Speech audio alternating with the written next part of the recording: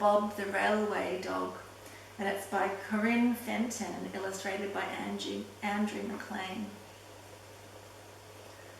In those hushed moments before sunset, a train crept hissing and sighing into Carrington Station, South Australia. It was September 1884.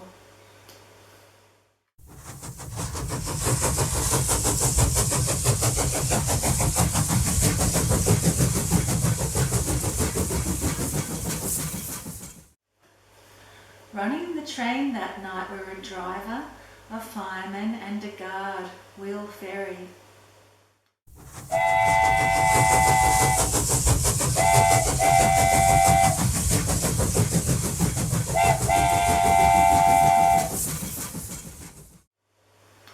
Among the cargo was a motley lot of homeless dogs that had come up from Adelaide.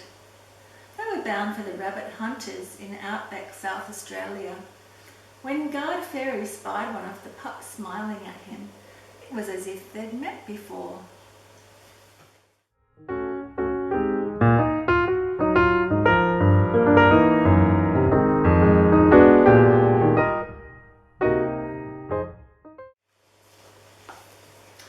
"Well, what do we have here?" Ferry said as he ruffled the pup's coat. The pup looked up at Guard Ferry and something tumbled in the man's heart.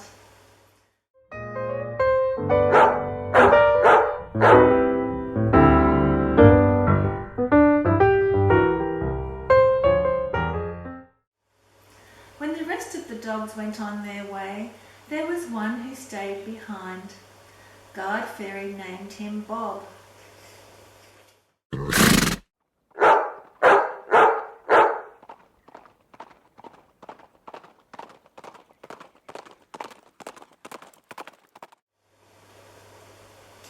Every day Bob trotted to the station with his master, and every evening he was there waiting when the train returned.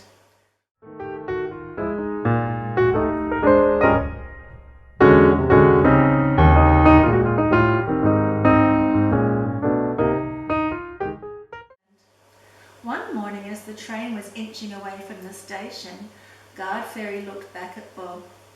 "Come on then, fella," he said, and faster than a lightning flash Bob jumped up into the brake van.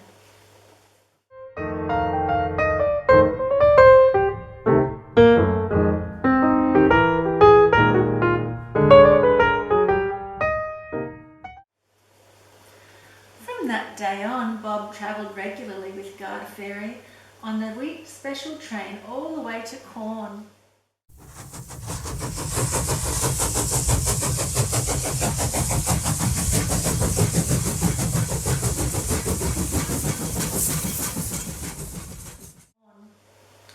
In those early days of the railway, shiny new tracks like spiderwebs were opening up vast areas of Australia.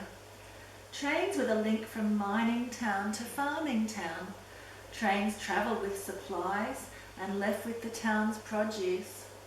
Wheat, cattle, sheep, and of course passengers travelled by train.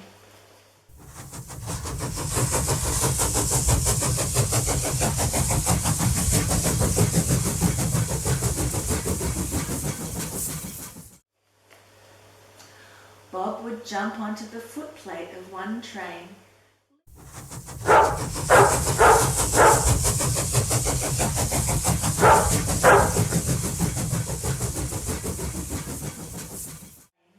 Leap off again at some wayside spot, then clamber onto another train heading in the opposite direction.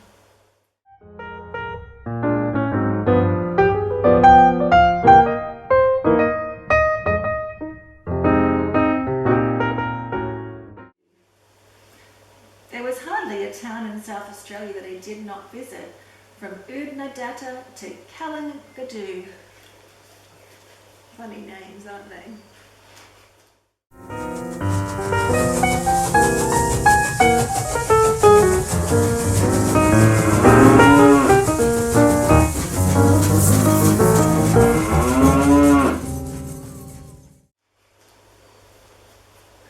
His favourite spot was on a Yankee engine or on the coal tender with the whistle echoing and wild smoke billowing about him. He stood there when the night train ran, only the glow of one lonely beam unstitching the black opal night, while spinifex bushes peeped from beside the tracks like woolly-headed ghosts.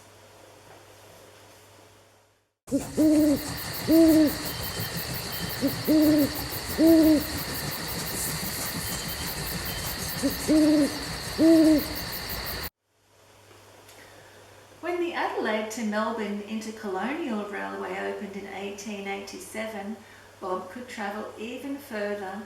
About the busy stations there was a hustle and bustle and a flurry of farewells, and Bob was part of it all.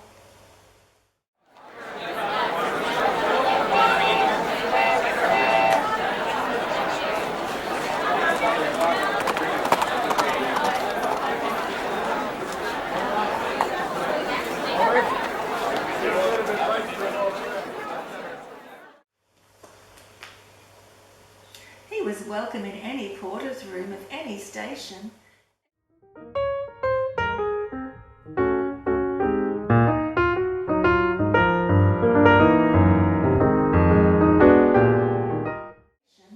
Everyone knew Bob the railway dog, and at the end of each day he would follow a driver or guard home for the night.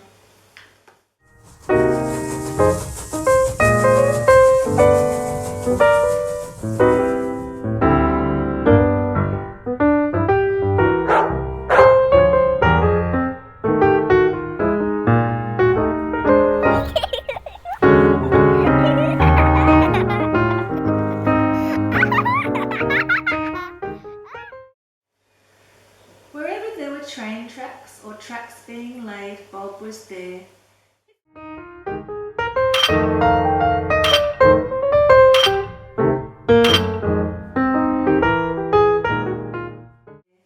If a train was heading to an important event, Bob was sure to be on it.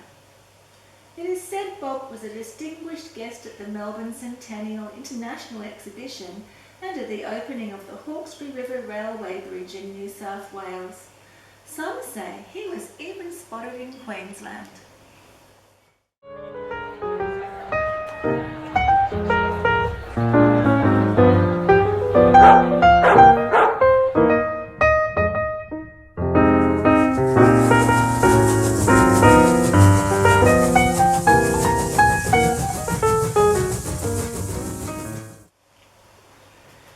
Every so often, Bob called to visit his old friend Guard Ferry.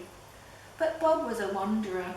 The moment a train chugged and chuffed and the whistle blew, Bob jumped aboard.